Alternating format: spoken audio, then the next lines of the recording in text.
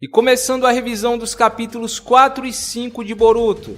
E logo no início do capítulo 4, percebemos uma pequena diferença com o filme. Aquela cena onde a Sarada chega perto do Boruto e ele fica vermelho, não existe no mangá. Eu já vinha reparando isso desde o capítulo 2, mas ao que parece eles realmente estão tirando aquele climinha que rolou entre o Boruto e a Sarada no filme. A relação deles está sendo tratada mais como amizade, algo sem conotação romântica. A preocupação da Sarada com o Boruto era bem mais evidente no filme. Devemos levar em consideração que não era uma cena tão importante assim, a falta dela não faz tanta diferença, apesar de eu ter gostado do climinha entre eles, né? Pois bem, o Naruto acaba recebendo a notícia de que o Boruto e os outros passaram na segunda fase do exame. Aqui eu percebi uma coisa bem engraçada. O Naruto se mantém numa aparência imponente, madura na frente dos outros, finge na frente do Shikamaru que aquela notícia não foi nada demais, mas quando todo mundo não tá olhando, ele volta a ser aquele Naruto que nós conhecemos e amamos. Cara, foi excelente, sei lá, deu uma nostalgia ver aquela cena dele ficando alegre pela vitória do filho, né? Pô, muito foda, cara.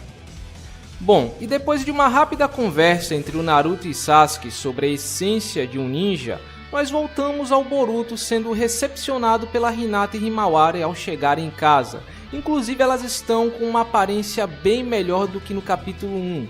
Mas mesmo assim eu já consigo ouvir um mimimi ecoando dos confins do inferno por causa do design delas. Apesar de que no capítulo 5 o design delas estará bem mais aceitável. Nós vemos que o Boruto realmente estava pensativo e refletindo sobre o uso do dispositivo. Ele sabe que está errado e que a vitória dele foi uma mentira. Ele não está fazendo isso por maldade, cara.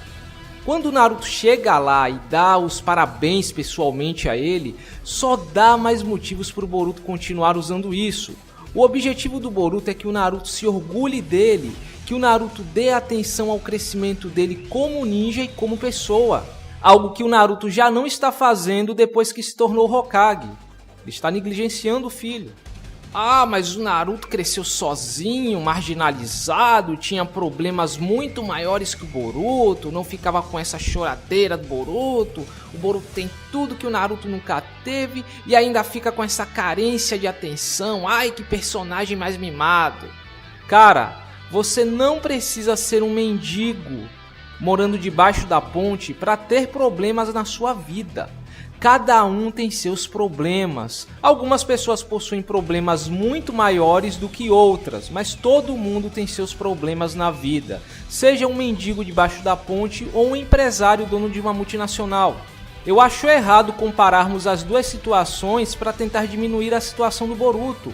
As ações do Boruto durante o filme e da Sarada durante o Gaiden são motivadas pela ausência paterna. Inclusive esse é o principal elemento que liga os dois e mantém a Sarada interessada no Boruto, sempre observando ele e percebendo que os dois possuem algo em comum, como vemos no capítulo 700. Uma coisa tão pequena e simples pode acabar evoluindo para algo muito maior e mais complexo, dando base para outras motivações, sem a necessidade de um grande drama ou tragédia por trás. O amor que pode acabar nascendo entre os dois e que certamente nascerá, pode acabar sendo uma grande motivação para ambos e ser a base de seus próprios dramas.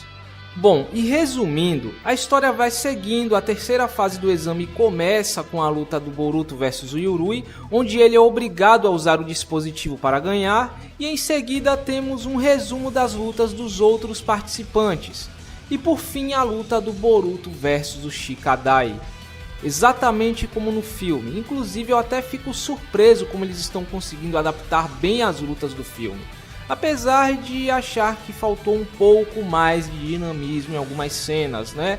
Cabelos e roupas desenhadas de forma que pareçam que estão se movimentando, algo que o Kishi fazia muito e eu senti uma certa falta aqui.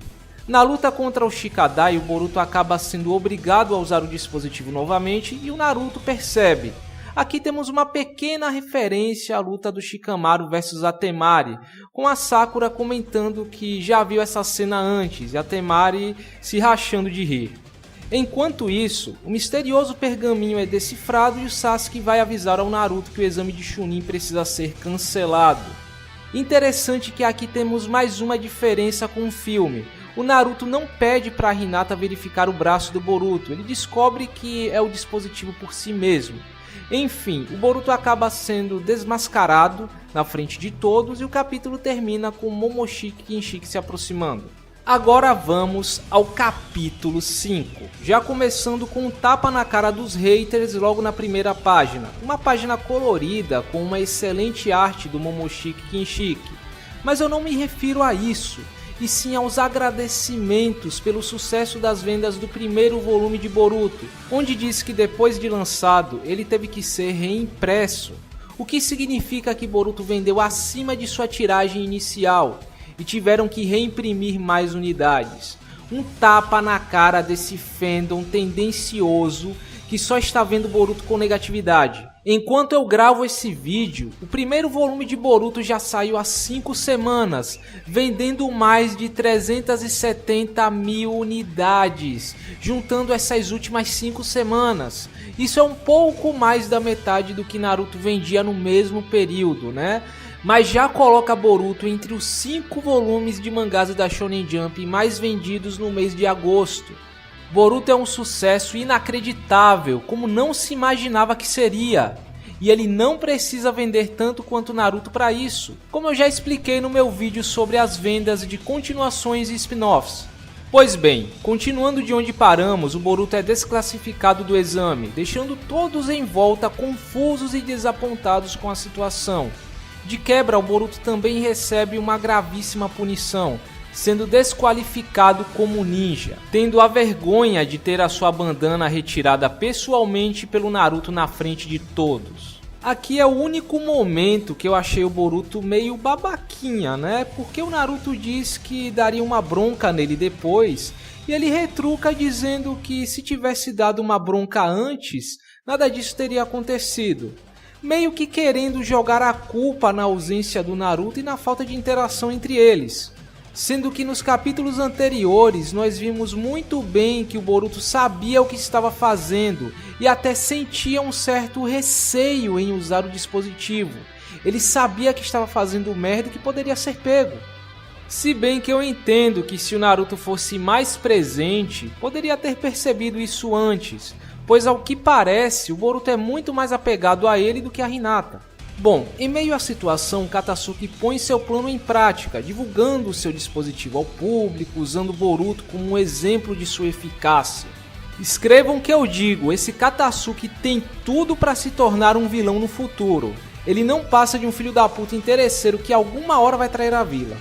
E continuando, quando todos menos esperam, Kinshiki aparece interrompendo o discurso do Katasuki e criando um caos na arena. Vários ninjas que nós conhecemos, assim como os Kages, ajudam na evacuação e proteção do público comum que estava acompanhando o exame. Aqui nós temos uma cena extra muito interessante. Enquanto o Gaara estava salvando as pessoas, o Shinki tenta pular no meio da confusão com o Kinshiki, mas é impedido pelo Gaara, que diz ao Shinki para não confundir o seu potencial com o dele. Eu imagino que ele esteja se referindo ao Kinshiki. E diz que aquele não é um inimigo com o qual ele possa lidar. Isso já é indício de que o Shinki deve ser forte pra caralho, provavelmente um dos mais fortes de sua geração. Se ele queria descer ali é porque certamente ele achava que se garantia, e pra isso ele não deve ser pouca coisa, né? E resumindo a situação, o Momoshiki aparece, a Sarada é salva pelo Sasuke antes de ser esmagada por uma pedra, e eles entram em combate direto com os vilões. Inclusive podemos ver que o design do Sasuke recebeu uma mudança, dessa vez deixando o cabelo dele com o mesmo design do Kishi e também diminuindo o tamanho dos olhos, deixando mais próximos ao design original. Parece que finalmente o chororô, mimimi e piadinhas comparando o Sasuke com o professor Snape vão acabar. Eu não percebi essas mudanças apenas no Sasuke, vários personagens, mesmo que sutilmente, estão diferentes se comparados aos capítulos anteriores. Eu não vi problemas de anatomia, ângulo e proporção como nos capítulos anteriores. Até as mulheres estão sendo desenhadas com formas mais femininas e vários personagens estão com um rosto mais expressivo. Um exemplo disso é a cena onde a Hinata está segurando a Himawari, que vai aparecer mais pra frente. O rosto da Hinata está menos redondo, os olhos dela estão mais proporcionais ao rosto, passando mais naturalidade, conseguimos ver as curvas dela mais definidas e não a tábua dos capítulos anteriores, né? E a Himawari está mais bem desenhada, conseguindo passar muito bem a expressão de medo no rosto dela, presenciando aquela situação. Claro, o traço do Ikemoto ainda não está perfeito, ainda não está no nível do Kishi, ainda não está a maravilha do universo, mas a evolução que vimos aqui é da água pro vinho se comparado ao capítulo 1. Eu vou até colocar uma imagem na descrição do vídeo comparando o Sasuke do capítulo 1 com o desse capítulo. É exatamente como eu falei, o Ikemoto ainda é um mangaka novato, ele não tem mais de 10 anos de experiência como mangaka, ele precisa de tempo para se aperfeiçoar e também para se acostumar com o seu novo ritmo de trabalho. E com o tempo, o trabalho dele só tende a melhorar como nós já estamos vendo. Mas deixando bem claro que o traço do Ikemoto nunca se tornará o traço do Kishi.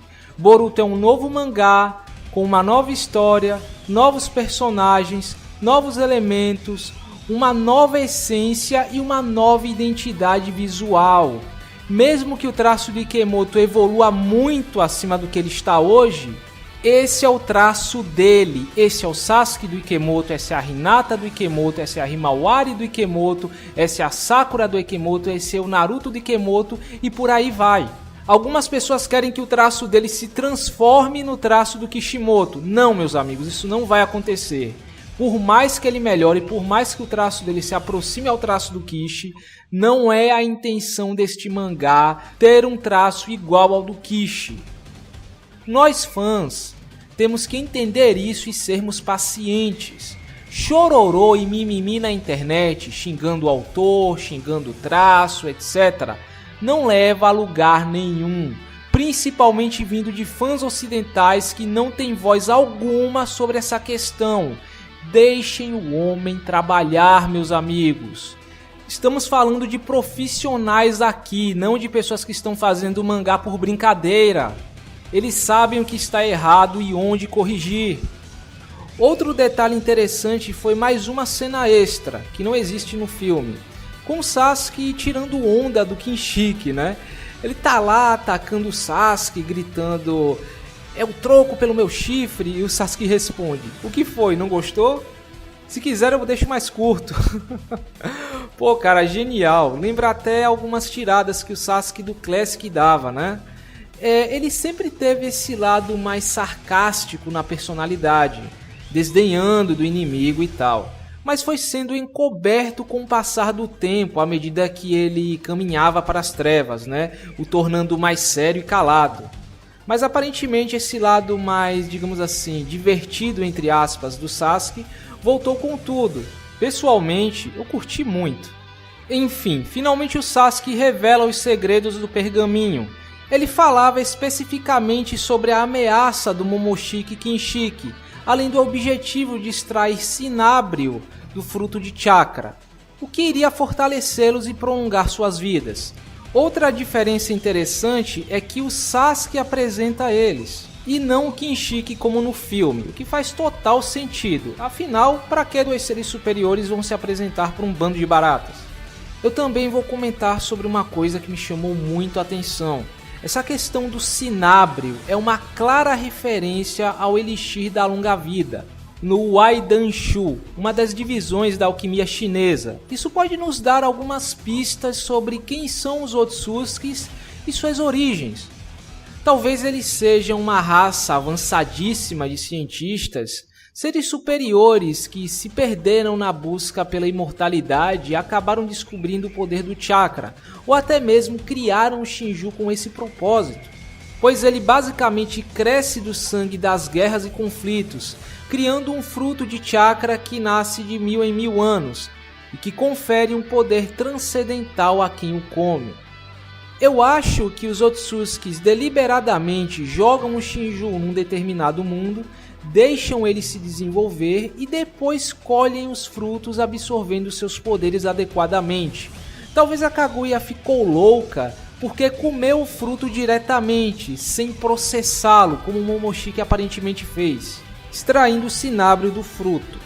Segundo a alquimia chinesa, o cinábrio era o principal ingrediente do elixir da longa-vida, e as pílulas que o Momoshiki cria com seu Rinnegan são uma clara referência. E depois do Momoshiki fazer o seu grande discurso imponente, ele começa a destruir toda a arena com os poderes que absorveu, inclusive a Bijudama que tinha absorvido anteriormente. Mas o Naruto defende todos com o modo Kyuubi, que inclusive tem o melhor design que vimos até agora. Podem falar o que quiser do traço do Ikemoto, mas nisso todos vocês têm que dar o braço a torcer. Vemos também uma pequena diferença com o filme. O Sasuke não usa o Susanoo, ele apenas dá o chakra para fortalecer a defesa da Kyuubi. Parece que a Kyuubi ficou imbuída com Raiton, mas falhando em se defender, o Naruto decide usar todo o poder da Kyuubi e assim o capítulo termina. Agora, terminando o vídeo, eu realmente não esperava que eles passassem de um volume para recapitular o filme. Mas realmente eu vejo que não dava para mostrar tudo com maiores detalhes em apenas um volume. O primeiro volume de Boruto foi constituído dos 3 primeiros capítulos mais o one shot do Mitsuki.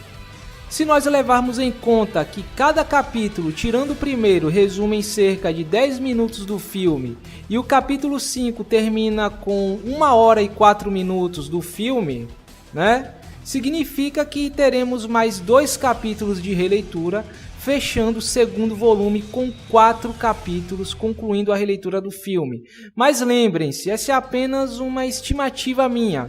Pode ser mais rápido dependendo do número de páginas dos próximos capítulos, né? Vai saber. Olha, eu sei que é chato, eu sei que todos nós já vimos o filme e queremos logo conteúdo inédito, mas é a vida, cara, essa é a vida.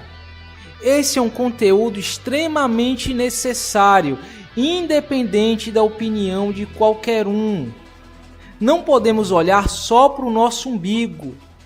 Boruto seria um mangá incompleto sem o conteúdo do filme. O melhor exemplo é esse novo anime de Berserk em CGI.